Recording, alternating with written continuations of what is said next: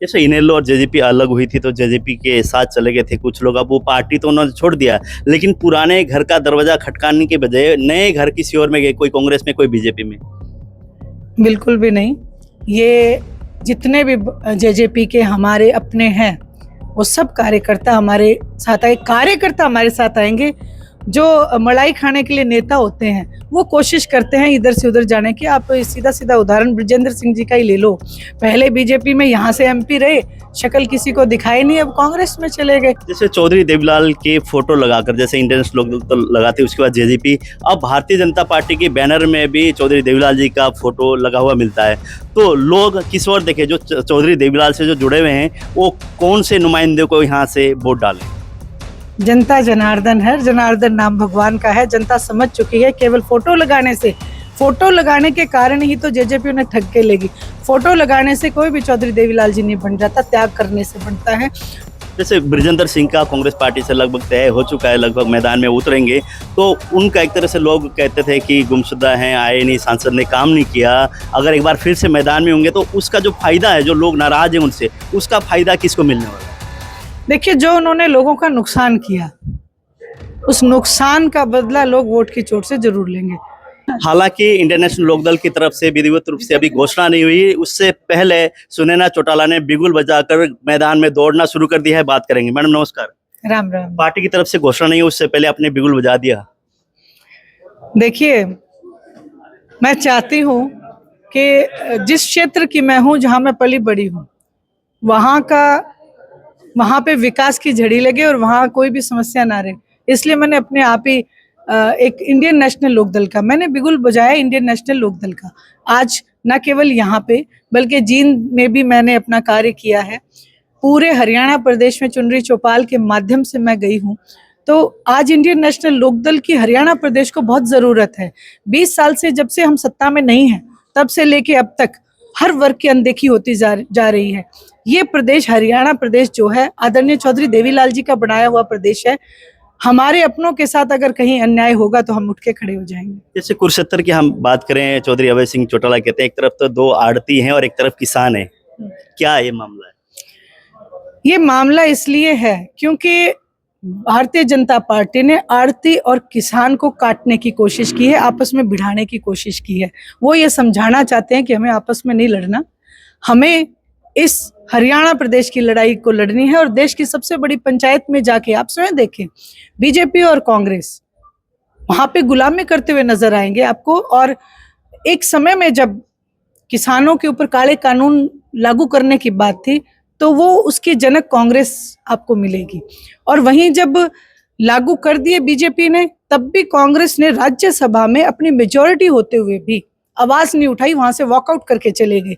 उनको आवाज उठानी चाहिए थी, अकेले अभय सिंह जी चौटाला ने आवाज उठाई है, इसलिए वो इस आवाज को और बुलंद करना चाहते हैं और देश की सबसे बड़ी पंचायत में जाके हरियाणा प्रदेश की लड़ाई लड़ना चाहते हैं। जैसे इनेलो और जेजेपी अलग हुई थी तो जेजेपी के साथ चले गए थे कुछ लोग, अब वो पार्टी तो उन्होंने छोड़ दिया, लेकिन पुराने घर का दरवाजा खटकाने के बजाय नए घर किसी और में गए, कोई कांग्रेस में कोई बीजेपी में। बिल्कुल भी नहीं। ये जितने भी जेजेपी के हमारे अपने हैं वो सब कार्यकर्ता हमारे साथ आए, कार्यकर्ता हमारे साथ आएंगे।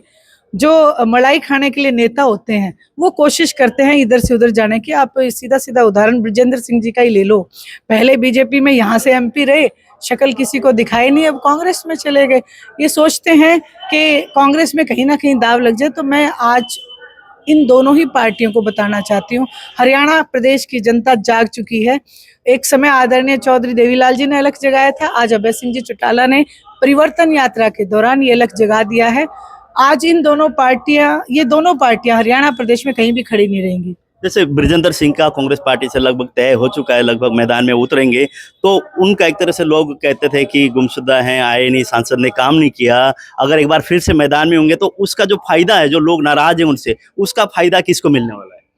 देखिए, जो उन्होंने लोगों का नुकसान किया, उस नुकसान का बदला लोग वोट की चोट से जरूर लेंगे। और फायदा आप जो कहते हैं, क्योंकि काम किए हैं इंडियन नेशनल लोकदल ने, शुरू से इतिहास रहा है कि आज तक की जितनी जन कल्याण की नीतियां इंडियन नेशनल लोकदल ने बनाई है, और लोगों को आज उम्मीद भी इंडियन नेशनल लोकदल से ही है कि जो बात कहेंगे वो बात पूर्ण रूप से लागू करेंगे।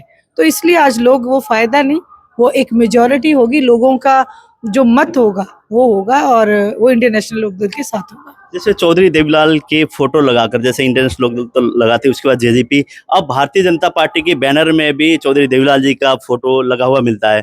तो लोग किस ओर देखें, जो चौधरी देवीलाल से जो जुड़े हुए हैं वो कौन से नुमाइंदे को यहाँ से वोट डालें?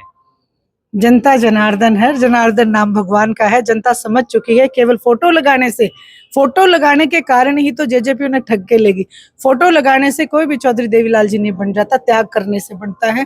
जिस समय किसान का मेरा वर्ग आंदोलन रथ था, 13 महीने तक बॉर्डर पे बैठा था, तब उन्होंने ये फोटो लेके अपने सीट से त्यागपत्र क्यों नहीं दिया? केवल एक एमएलए अभय सिंह जी चौटाला ने दिया। इसलिए आज जनता को पता है कि असली चौधरी देवीलाल जी का नाम अगर कोई आगे बढ़ाने वाला है तो वो केवल अभय सिंह जी चौटाला है, इंडियन नेशनल लोकदल है।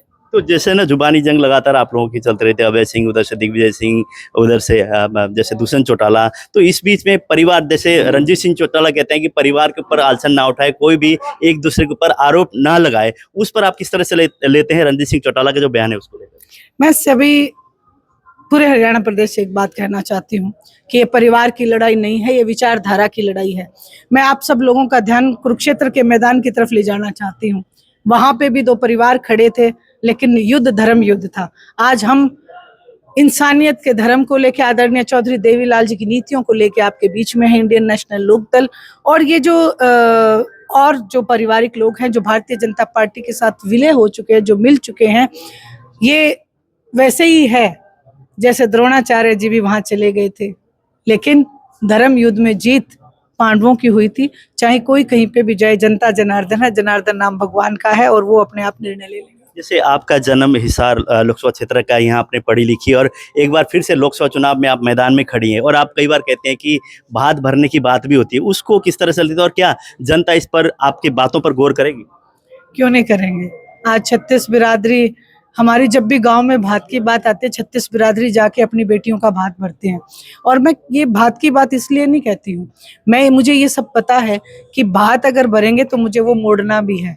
तो मैं इसीलिए उनको ये कहना चाहती हूँ, मैं अपनी उनकी भाषा में एक अपनी सोच से ये बताना चाहती हूँ कि आप मुझे वोट दो, सवाया करके आपके काम मैं करके दूंगी, ये मेरा वायदा है उनसे।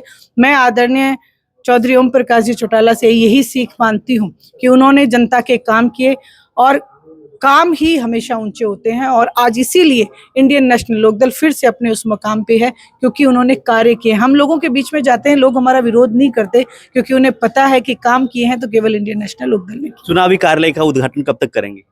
बहुत जल्द आपको वहाँ पे निमंत्रण दिया जाएगा, और आदरणीय अभय सिंह जी चौटाला को जैसे ही फुर्सत मिलेगी बुला के उनसे उद्घाटन करवाएंगे। बहुत बहुत धन्यवाद। Thank you so much. जिंदाबाद।